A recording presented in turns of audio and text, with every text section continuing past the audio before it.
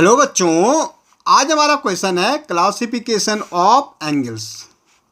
भाई सबसे पहले हम देखेंगे एक्यूट एंगल। क्या होता है भाई एक्यूट एंगल? अगर हम एक्यूट एंगल का क्या देखेंगे, मेजरमेंट देखेंगे, तो क्या होता है, जिस एंगल को हम 0 से बड़ा और 90 से छोटा होता है, वो एंगल जो 0 से बड़ा और 90 से छोटा होता है उसको हम क्या कहते हैं, एक्यूट एंगल। भाई 0 से बड़ा मतलब 1 हो सकता है, 2 हो सकता है, 10 हो सकता है, 20 हो सकता है, 40 हो सकता है, 45 हो सकता है, या 89 तक। 1 से लेके 89 तक जो भी हमारा एंगल बनेगा उसको हम कहते हैं एक्यूट एंगल। मीन 0 से बड़ा और 90 से छोटा, कहने का मतलब बिटवीन 0 to 90। भाई वो 0 नहीं होना चाहिए और 90 भी नहीं, इन दोनों के बीच में जो भी एंगल बनेगा उसको हम क्या कहें, एक्यूट एंगल कहते हैं। भाई आपने देखा होगा 90 डिग्री एंगल, बिल्कुल ये 90 डिग्री का एंगल होता। अब ये हमारा 90 डिग्री का एंगल, इन दोनों के बीच में जो एंगल, ये 0 डिग्री का होता है, यहाँ पे 90 डिग्री का बनता है। इन दोनों के बीच का जो भी एंगल बनेंगे वो सारे हमारे क्या होंगे, एक्यूट एंगल। तो भाई क्या डेफिनेशन है इसके, an angle whose major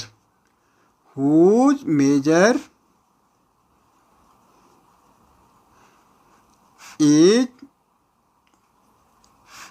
greater than 0 and less than 90 and less than 90। भाई वो एंगल जो 0 से तो बड़ा होता है लेकिन 90 से छोटा होता है। तो कहने का मतलब 0 और 90 के बीच जो भी एंगल बनेंगे हमारे सारे एक्यूट एंगल कहलाएंगे। तो ये हमारा क्या होता है, 90 डिग्री का होंगे। ये 0 होता है, जाते जाते ये 90 बन जाते हैं। इनके बीच के जितने भी एंगल बनते हैं वो सारे हमारे क्या होते हैं, एक्यूट एंगल होते हैं। ओके, अब भाई राइट एंगल हमारा एग्जैक्टली ये सीधी एक ये हमारा होता है 90 डिग्री का एंगल। मतलब ये और ये 0 से स्टार्ट होकर 90, तो जब हमारे ऐसा आता है तो 90 डिग्री का एंगल बनता है। तो हम कह सकते हैं an angle whose measure is exactly 90, measure is 90 degree.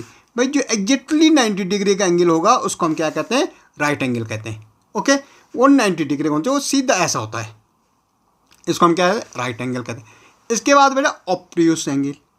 Again obtuse angle क्या होगा, हमने बोला पहले एक्यूट एंगल क्या है, 0 से लेकर 90 के बीच होता है।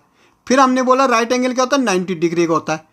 अब बेटा 90 से बड़ा और 180 से छोटा, या हम कह सकते हैं 90 और 180 के बीच में जो भी एंगल बनेंगे वो ऑब्ट्यूस एंगल बनेंगे। क्या बनेंगे, ऑब्ट्यूस एंगल।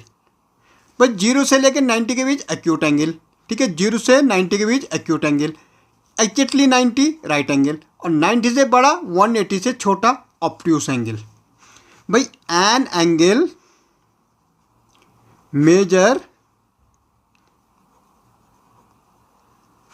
greater than 90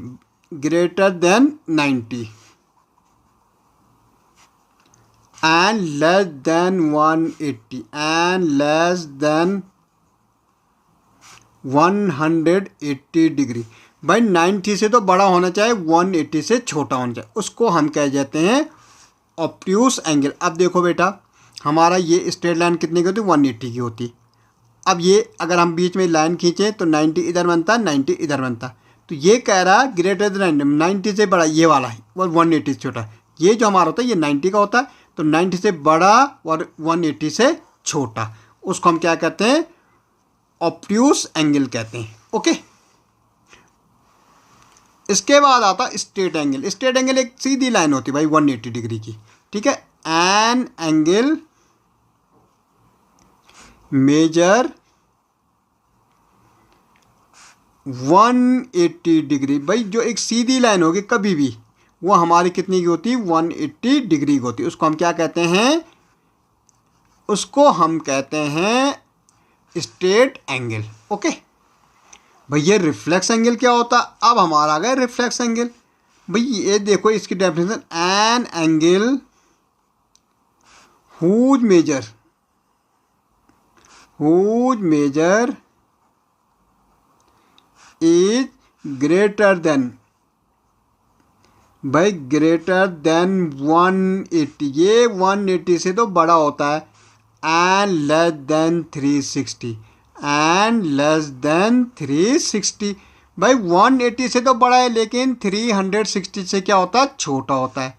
भाई पूरा एंगल हमारा 360 का होता है। ये अगर हम खींच दें टू पार्ट्स में तो 180 ऊपर 180 नीचे, ठीक है। तो 180 से तो बड़ा है, 360 से छोटा है, उसको हम क्या कहते हैं, रिफ्लेक्स एंगल कहते हैं। क्या कहते हैं, रिफ्लेक्स एंगल। समझ गया, 180 से बड़ा और 360 से छोटा। कंप्लीट एंगल, भाई an angle whose measure 360, whose measure is 360 degree. ये सारे डिग्री में आएंगे, ओके। भाई जीरो एंगल क्या होगा, N angle major zero, N angle major 0 degree. तो इस ढंग से हम एंगल्स को क्लासिफिकेशन कर सकते हैं बेटा, ओके।